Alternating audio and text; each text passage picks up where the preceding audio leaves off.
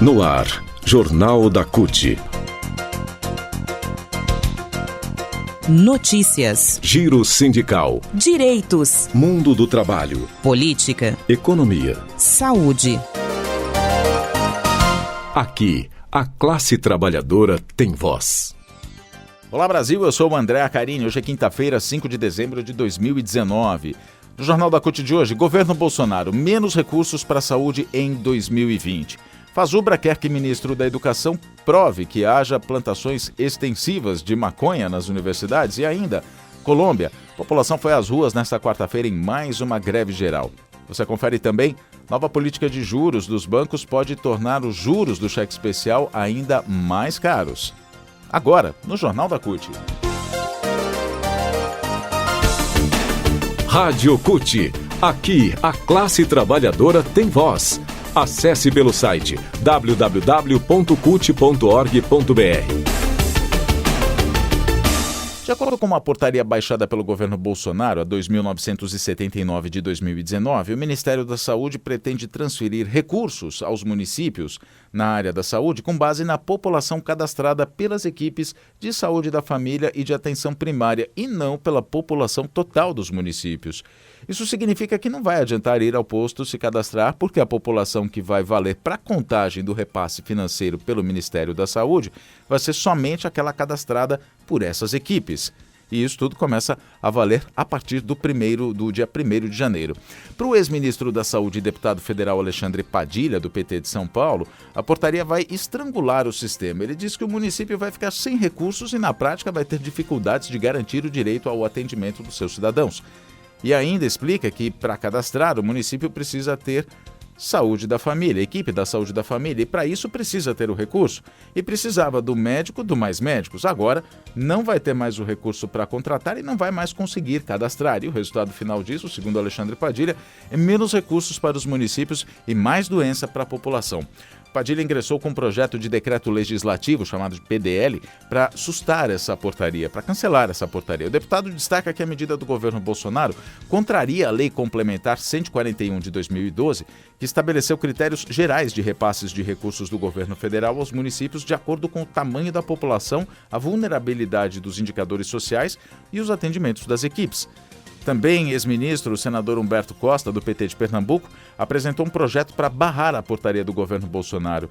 Esses dois PDLs devem passar por comissões antes de serem apreciados pelos plenários da Câmara dos Deputados e do Senado. Caso sejam aprovados, os efeitos da portaria 2.979 podem ser sustados, mesmo que já estejam em vigor. Economia.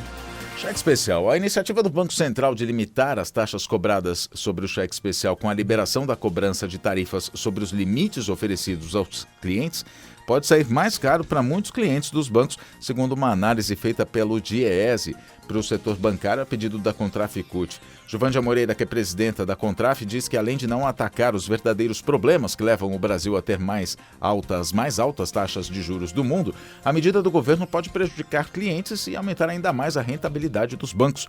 Segundo a análise, seria mais efetiva uma medida que atacasse a alta rentabilidade dos títulos públicos, que acaba afetando todas as taxas de juros da economia e a enorme concentração de mercado no setor bancário, onde apenas 5 bancos concentram mais de 90% das operações e assim definem os preços como um oligopólio.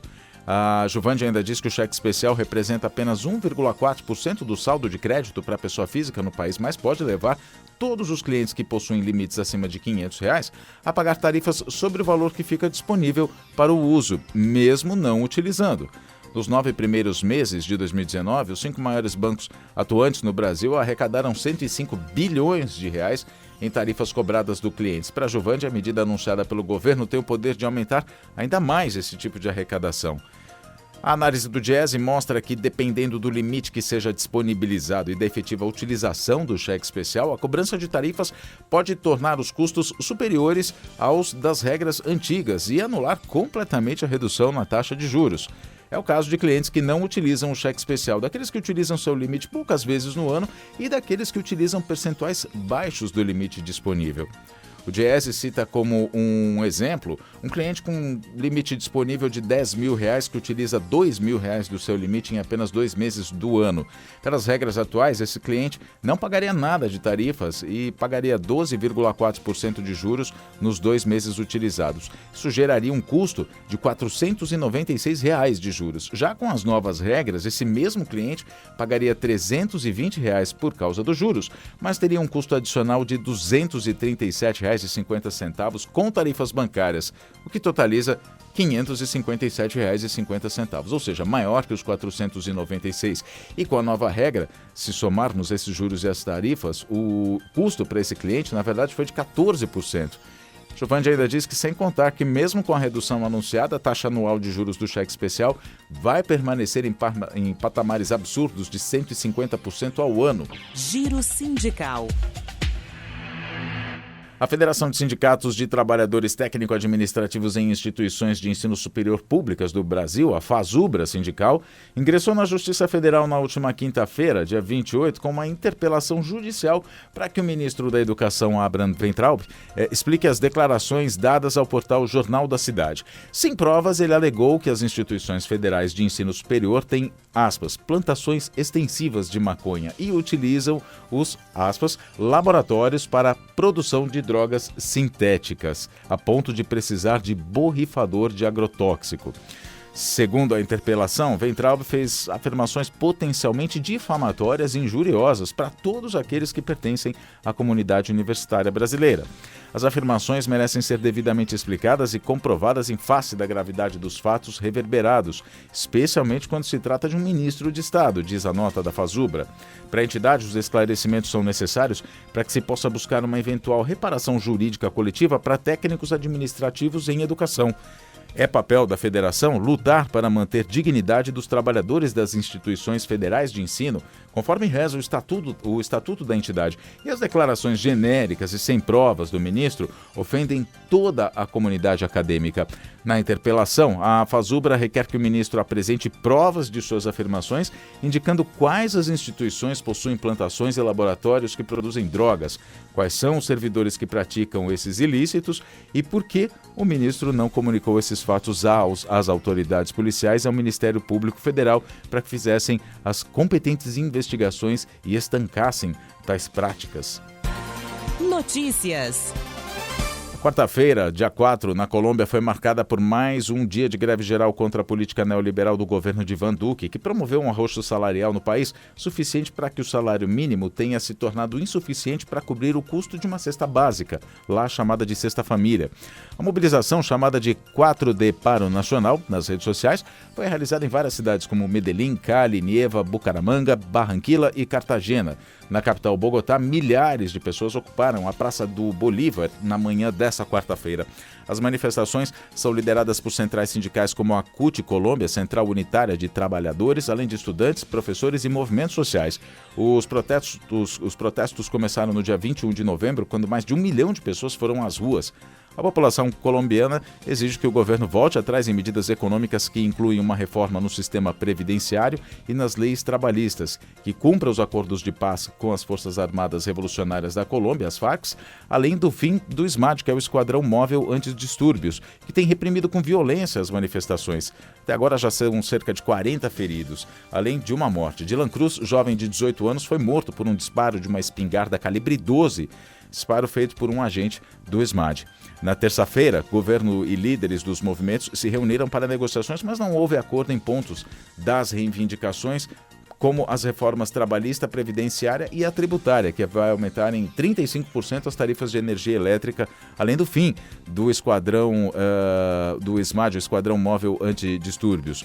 Com o impasse nas negociações da terça-feira, o movimento grevista foi mantido para esta quarta-feira e uma nova tentativa de negociação deve ocorrer nesta quinta.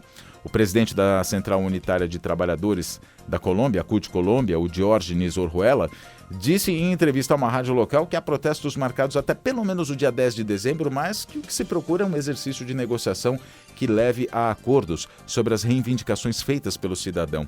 Sobre a greve geral desta quarta-feira, o dirigente afirmou que o movimento sindical colombiano exigiu a garantia de que o SMAD não estivesse presente nas manifestações. Ele disse: vamos fazer marchas em paz, coloridas, com ar natalino. Mas, mesmo assim, o esquadrão foi às ruas para reprimir as manifestações. Outras pautas da Colômbia são aumento do valor do salário que não cobre o custo da cesta básica, o não cumprimento de acordos com movimentos sindical e movimentos sindicais, o não cumprimento de acordos com o movimento sindical e movimentos sociais e o cumprimento do investimento em educação conforme um acordo firmado em 2018 com o setor.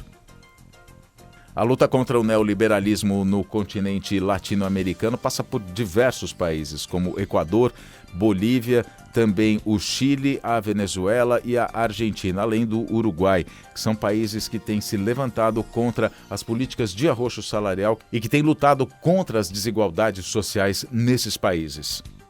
Jornal da CUT. O Jornal da CUT fica por aqui, produção da Secretaria de Comunicação da CUT Brasil, rádio online, distribuição, agência Rádio Web, colaboração Rede Brasil Atual e TVT. Mais notícias e informações sobre o mundo do trabalho, www.cut.org.br. Redes sociais, Facebook, Instagram e Twitter, procure por CUT Brasil, estamos também no Spotify, procure nossos conteúdos. Muito obrigado pela sua companhia e até a próxima edição.